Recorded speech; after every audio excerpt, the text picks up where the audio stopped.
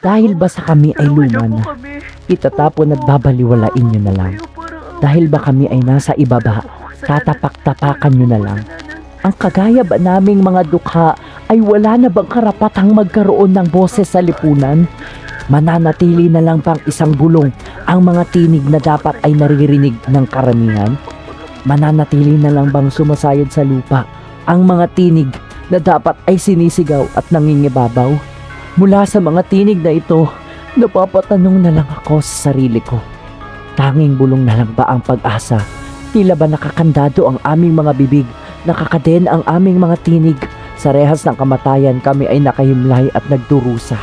Na tila ba si kamatayan ang naghahari-harian? Ang pagsikat ng araw ay patuloy na lamang naming tinitingala at tumaasa na kami rin ay maaninag ng mga makapangyarihan. Kahit kami ay narito lamang sa ibaba, patuloy pa rin ang aking sigaw kahit na ako ay nasa kawalan. Sa lahat ng bagay ang Diyos ang ating sandigan.